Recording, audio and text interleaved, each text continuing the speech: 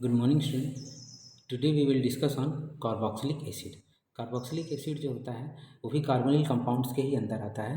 तो आज की इस वीडियो में हम लोग कार्बोक्सिलिक एसिड के ऊपर डिस्कस करेंगे, उसके इंट्रोडक्शन हम लोग डिस्कस करेंगे। Let's start carboxylic acid. Introduction of carboxylic acid. जैसा कि यहाँ पर आप स्ट्रक्चर में देख सकते हैं कार्बोक्सिलिक एसिड, इस पर एक जो चार बॉन्ड हैं कार्बन के, उसमें दो तो ऑक्सीजन के साथ सेटिस्फाई होते हैं, एक में OH प्रेजेंट होता है और एक में कोई एल्किल ग्रुप। तो COOH यानी एल्किल, मोस्टली अगर देखा जाए तो COOH ये कार्बोक्सिलिक ग्रुप होता है।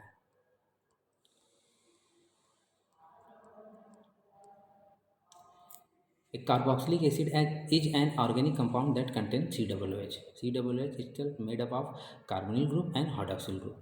कार्बोनिल ग्रुप और हाइड्रोक्सिल ग्रुप मिलके कार्बोक्सिलिक एसिड को या कार्बोक्सिलिक एसिड ग्रुप जो है बनाते हैं। जनरल फार्मूला आपके सामने है COOH। अगर इसके क्लासिफिकेशन की बात करें तो ये एलिफैटिक और एरोमेटिक दो प्रकार के एसिड में इनको बांटा जा सकता है। एलिफैटिक कार्बोक्सिलिक एसिड जहाँ पे आप देख सकते हैं RH है या कोई एल्किल ग्रुप हो सकता है। एरोमेटिक कार्बोक्सिलिक एसिड जहाँ पे AR का मतलब है कोई एराइल ग्रुप, यानी जिसमें एरोमेटिक हो, साइक्लिक रिंग कंटेन करता हो, बेंजीन रिंग जो कंटेन करता हो। इसके अलावा इसको मोनो, डाई, ट्राई और पॉली कार्बोक्सिलिक एसिड के कंपाउंड में भी बांट सकते हैं, depend upon the number of carboxylic groups. इसको आप अमीनो एसिड में अच्छे से समझ सकते हैं जब उसमें हम लोग जैसे अमीनो एसिड को बांटा गया है एसिडिक एंड बेसिक। तो एसिडिक वाले में कार्बोक्सिलिक ग्रुप ज़्यादा होता है और जो बेसिक अमीन ग्रुप है वो तो कम होता है। तो वहाँ पर आप इसके स्ट्रक्चर को, मोनो को, डाई को, ट्राई को अच्छे से समझ सकते हैं।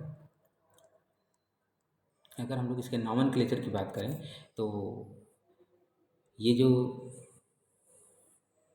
कार्बोक्सिलिक एसिड है, same number of carbon atom as the acid की तरह ही इसका कार्बन एटम होता है, but the ending e of the alkane name is replaced with suffix oic acid.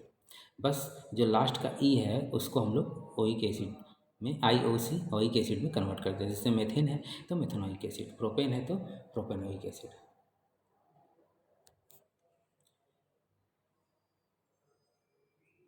Further इसका जो नॉमेनक्लेचर, हम लोग नॉमेनक्लेचर में इसको अच्छे से समझ सकते हैं। और कुछ कॉमन नेम होते हैं, जैसे ब्यूट्रिक एसिड तो butyrum means butter and formic acid माने फॉर्मिका माने आंट। तो ये कॉमन नेम दिए गए हैं, ट्रिवियल नेम के आधार पर भी आप इसको नॉमेनक्लेचर करते हैं, बट ज़्यादातर जो आइडेंटिकल है वो है IUPAC नेम, जिसको हम लोगों ने IUPAC के चैप्टर में, नॉमेनक्लेचर के चैप्टर में देखा है। तो आप वहाँ से इसको और डिटेल कर सकते हैं। यहाँ पर सिर्फ एक इंट्रोडक्शन पार्ट के रूप में है, तो आप इसको इंट्रोडक्शन के रूप में उतना समझ लें। इसके बाद आता है बात की प्रिपरेशन ऑफ कार्बोक्सिलिक एसिड। तो अगर हम प्रिपरेशन ऑफ कार्बोक्सिलिक एसिड की बात करें तो इसको बनाने का देखिए सबसे पहला तरीका oxidation of alcohol. Primary alcohol and aldehyde are oxidize to their corresponding carboxylic acid. Oxidizing agent like potassium dichromate is used. इसको हम लोग देख चुके हैं। इससे पहले जो कार्बोनिल कंपाउंड हम लोगों ने पढ़ा है, oxidation of aldehyde and ketone, उसमें सीधे सीधे ये चीज़ बताई गई है। आप वहाँ पर याद किए हैं तो ये यहाँ भी काम आ जाएगा। तो पोटेशियम डाइक्रोमेट के प्रेजेंस में कार्बोक्सिलिक एसिड जो है वो एल्डिहाइड और कीटोन से बनाया जा सकता है।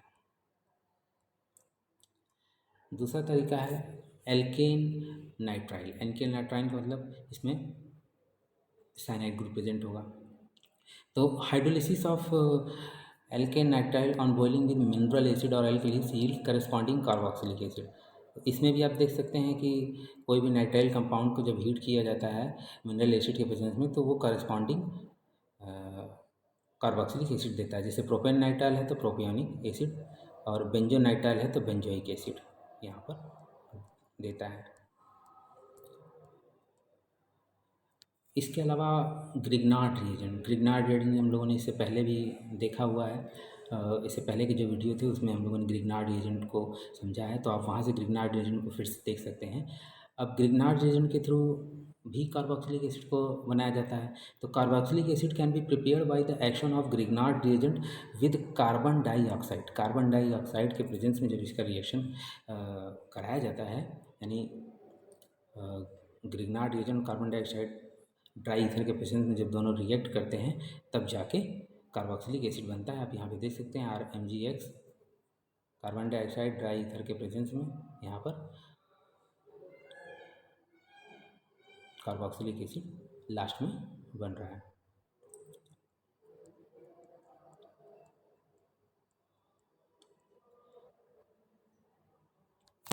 इसके अलावा हाइड्रोलिसिस ऑफ एस्टर्स, एस्टर्स का भी हाइड्रोलिसिस करके हम लोग कार्बोक्सिलिक एसिड को बना सकते हैं। Asters on boiling with concentrated sodium hydroxide yield sodium salt of the acid. Salt when treated with dilute HCl gives carboxylic acid. यहाँ पर आप देख सकते हैं कार्बोक्सिलेट ईस्टर है सोडियम हाइड्रोक्साइड के प्रेजेंस में, इसका हाइड्रोलिसिस किया जा रहा है तो सोडियम कार्बोक्सिलेट और अल्कोहल का निर्माण हो रहा है। तो सोडियम कार्बोक्सिलेट जो कि कार्बोक्सिलिक एसिड का एक साल्ट के रूप में आप इसको देख सकते हैं, तो कार्बोक्सिलिक एसिड उससे भी इसका निर्माण कर सकते हैं कार्बोक्सिलिक एसिड का।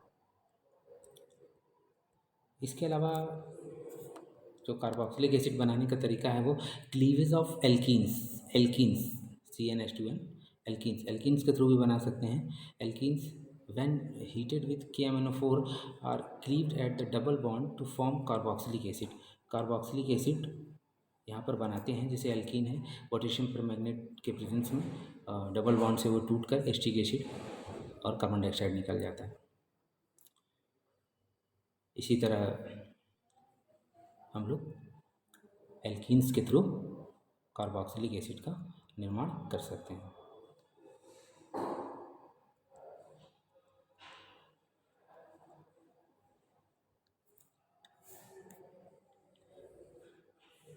तो इस तरीके से हम लोगों ने जनरली जो कार्बोनिल कंपाउंड है उसमें भी अदर जो एक कंपाउंड एक जो फंक्शनल ग्रुप कार्बोक्सिलिक एसिड बच गया था उसका हम लोगों ने इंट्रोडक्शन और उसका प्रिपरेशन के कुछ इंपॉर्टेंट तरीके हम लोगों ने देखे। फर्दर हम लोग इसके रिएक्शंस और इसकी अदर जो फिजिकल केमिकल प्रॉपर्टीज़ होती हैं उसके ऊपर भी डिस्कस करेंगे, तो आप इसको स्टडी करें। Thank you.